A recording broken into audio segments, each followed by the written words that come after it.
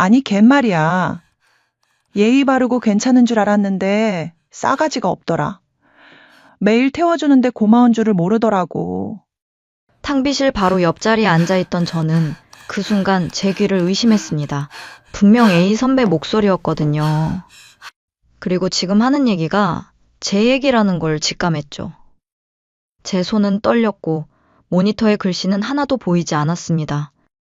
여러분, 저는 분명히 제가 해야 할 도리는 다 했다고 생각했거든요. 아니, 오히려 남들보다 더 많이 내고 있었는데 말이죠.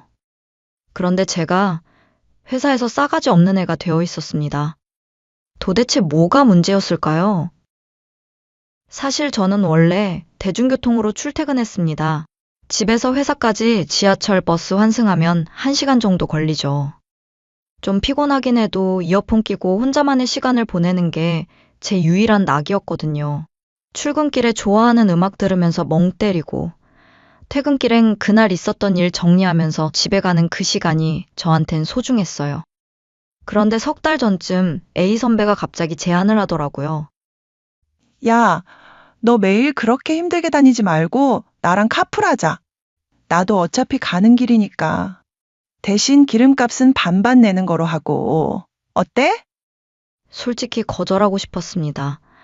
상사차를 매일 타는 게 얼마나 부담스럽겠어요. 아침마다 눈치 보이고 차 안에서 피곤해도 잠 못 자고 선배 기분 맞춰가며 대화해야 하고 생각만 해도 가시방석이었죠. 근데 제가 망설이는 걸 본 다른 동료들이 한마디씩 거들더라고요. 야, 상사가 먼저 챙겨주는데 감사하게 받아야지. 그게 예의야. 요즘 세상에 후배 생각해서 먼저 카풀 제안하는 선배가 어딨어? 너 완전 복 터졌다. 나도 카풀하고 싶은데 선배가 안 태워주더라. 부럽네, 진짜. 동료들이 저를 아주 운 좋은 사람 취급하는 거예요. 그 분위기에서 제가 아니요, 저는 괜찮습니다라고 거절하면 당장 배은망덕하네. 눈치 없는 애로 찍히는 거였죠. 게다가 선배는 제 대답을 기다리며 빙그레 웃고 계시고 저는 도망칠 곳이 없었습니다. 네, 감사합니다, 선배님. 잘 부탁드립니다. 결국 저는 그렇게 대답했고 다음 날부터 카풀이 시작됐습니다. 그때만 해도 저는 몰랐습니다. 이게 얼마나 끔찍한 시작이 될지. A 선배, 차는 모닝이었습니다. 저는 매일 아침 선배 집 앞 대로변까지 10분 정도 걸어 내려가서 기다렸어요. 집 앞에서 태워 가주시면 좋겠지만 선배님이 먼저 그 대로변에서 만나자고 하셨거든요. 선배는 항상 5분 정도 늦게 오셨지만 제가 먼저 나와서 기다리는 게 당연하다고 생각했습니다. 거기서 회사까지는 차로 딱 20분 거리였죠. 카풀 시작하고 일주일쯤 지났을 때 선배가 말씀하시더라고요.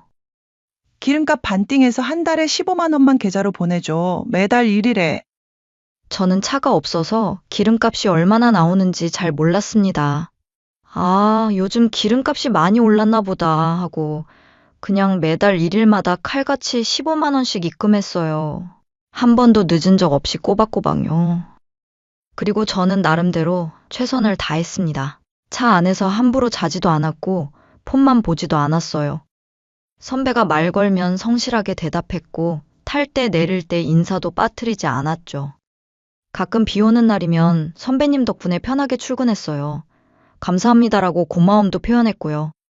그런데 얼마 전 제 친구한테 이 얘기를 했다가 인생 최대의 충격을 받았습니다. 야, 너 지금 장난해? 모닝으로 20분 거리 출퇴근하는데 한 달에 15만 원? 친구는 제 얘기를 듣더니 거의 기절초풍을 하더라고요. 그 거리면 한 달 왕복 기름값 넉넉히 잡아도 7, 8만 원이면 끝이야. 모닝이 연비 좋기로 유명한데 아무리 많이 잡아도 10만 원 안 넘어. 너 지금 선배차 기름값 전액에다가 할부금까지 대신 내주고 있는 거야. 그 순간 뒤통수를 망치로 얻어맞은 기분이었습니다. 대중교통으로 다니면 한 달에 8만 원이면 충분한데 저는 불편함을 감수하면서 거의 2배에 가까운 돈을 바치고 있었던 거예요. 아니, 제가 호구였던 건가요? 그래도 저는 참았습니다. 이미 시작한 거 괜히 얼굴 붉히기 싫었거든요. 그냥 몇 개월만 더 참고 적당한 핑계 대고 그만두면 되겠다 싶었어요. 그래서 더 조심했습니다. 차 안에서 피곤해도 절대 자지 않았고 폰만 보는 무례한 행동도 안 했어요. 늘 감사합니다. 덕분에 편하게 왔습니다. 인사도 정말 잘했어요. 그리고 자주는 아니지만 가끔씩 과일이나 빵 같은 거 조금씩 싸서 차 타기도 했었고요. 나름대로 최선을 다한다고 했는데 선배 눈에는 제가 고가워 보였나 봅니다. 사건은 그날 탕비실에서 터졌습니다. 제 자리가 탕비실 바로 옆이거든요. 평소엔 별 생각 없이 일하는데 그날따라 탕비실에서 들리는 목소리가 유난히 크더라고요. A 선배였습니다. 아니, 걔 말이야. 내가 매일 차로 태워다 주는데 고마운 줄을 몰라. 사람이 참 싸가지가 없어. 저는 그 순간 손이 멈췄습니다. 지금 제 얘기하는 거 맞죠? 동료 한 분이 궁금한 듯 물어보더라고요. 왜요? 뭐가 문제예요?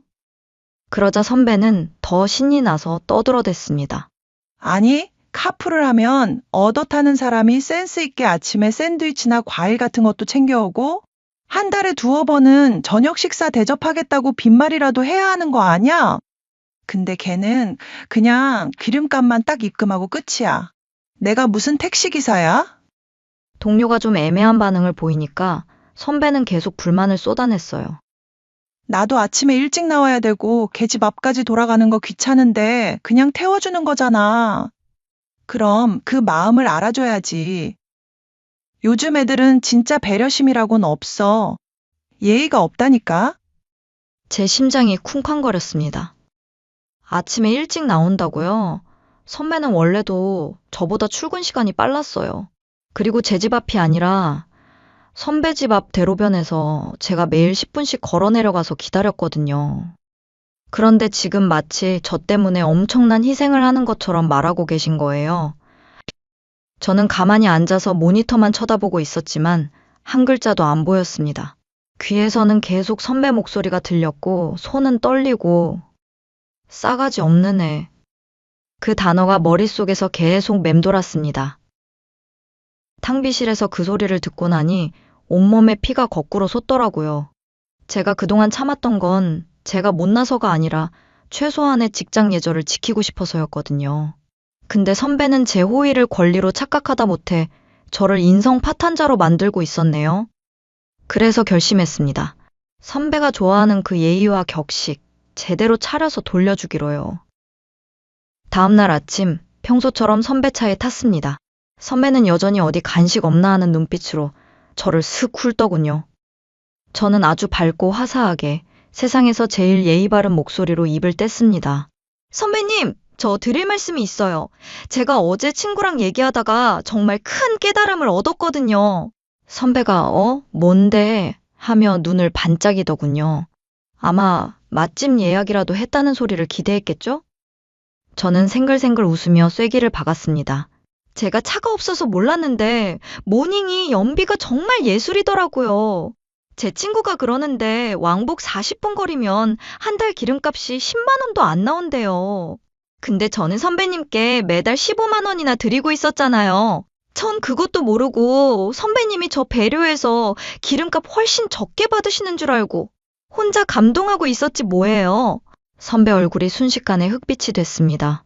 당황해서 그게 보험료도 있고 소모품비도. 라며 더듬거리길래 저는 더 큰 미소로 대답했습니다. 맞아요. 그래서 생각해보니까 제가 선배님께 너무 큰 짐을 지워드린 것 같아요. 안 그래도 좁은 경차에 저까지 타서 연비 안 나오게 하고 선배님 소중한 차 할부금까지 제가 보태는 모양새가 되니까 너무 죄송하더라고요. 이건 예의가 아닌 것 같아요. 아니, 난 괜찮은데. 아니요, 제가 안 괜찮아요. 선배님이 회사에서 저 고마워할 줄 모른다고 속상해 하셨다는 얘기 듣고 제 가슴이 너무 찢어졌거든요. 그래서 오늘부로 카풀은 그만두기로 했습니다. 선배님도 이제 본인 기름값만 내면서 홀가분하게 다니시고 저도 마음 편하게 대중교통 이용할게요. 아, 이번 달 탄 날짜 계산해서 남은 차액은 오늘 중으로 입금해 드릴게요. 그동안 정말 황송했습니다, 선배님. 선배는 입을 뻥긋거렸지만 제가 너무 예의 바르게 그리고 선배님을 위하는 척 말을 하니까 아무 대꾸도 못 하더라고요.